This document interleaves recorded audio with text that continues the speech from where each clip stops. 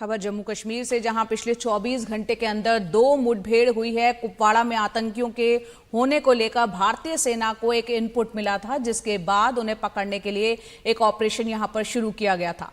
आज सुबह जवानों की संदिग्ध गतिविधि यहां पर बताया जा रहा है दिखी थी जवानों को। उसके बाद आतंकियों ने जवानों पर अंधाधुंध गोलीबारी की। जवाब में सेना की ओर से की गई गोलीबारी में एक आतंकी को मार गिराया गया। इस एनकाउंटर में एक जवान के भी घायल होने की खबर है।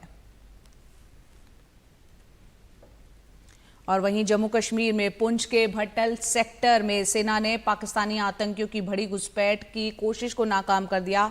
हालांकि इस दौरान एक जवान शहीद हो गया है। आतंकियों की तलाश में पूरे इलाके में सर्च ऑपरेशन जारी है।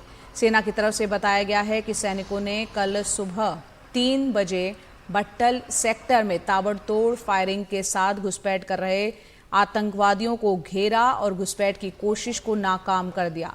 लांस नायक सुभाष चंद्र इसमें शहीद हो गए। इस पर विस्तार से जानकारी दे रही है हमारी सहयोगी नीता शर्मा।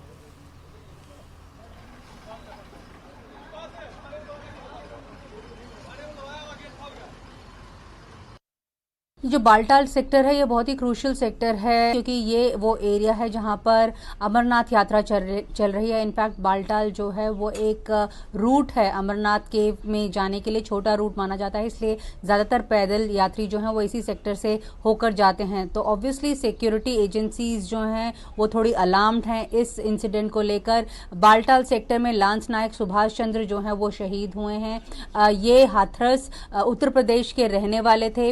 जो दूसरा इनकाउंटर है वो कुपवाड़ा कृष्णा घाटी में हुआ है। वहां पर भी बताया जा रहा है कि एक टेररिस्ट और एक टेररिस्ट मारा गया है और एक जवान जो है वो इंजर्ड हैं। तो लगातार इस तरह की जो खबरें हैं, कभी जम्मू से तो कभी कश्मीर घाटी से, लगातार आ रही हैं। जब से नई सरकार बनी है तब से इस तरह के इंसिडेंट्स जो हैं कुछ ज्यादा हो गए हैं। पाकिस्तान ने ये माना जा रहा है कि जितना भी टेरर एक्सपोर्ट किया जा रहा है ये पाकिस्तान की सरजमी से ही किया जा रहा है।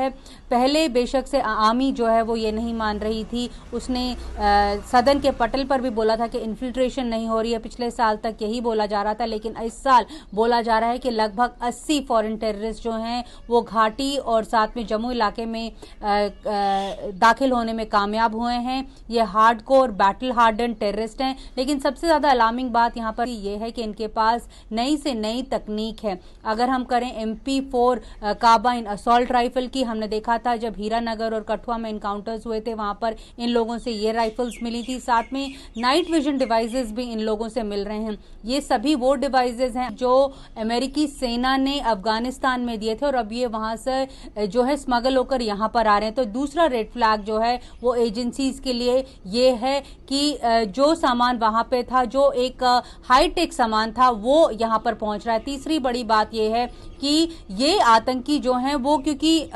टेक्नोलॉजी से इतनी तरह से वाकिफ हैं कि कई बार जो अपने इनकाउंटर्स या कई बार जो अपनी मुठभेड़ें होती हैं उन्हें लाइव भी स्ट्रीम करते हैं। यही वजह है कि जम्मू कश्मीर पुलिस ने एक नया ऑर्डर निकाला है कि अगर आप कोई भी टेररिस्ट की अगर आप व्हाट्सएप फॉरवर्ड करेंगे तो आपके ऊपर UAP की धारा भी लगाई जा सकती हैं।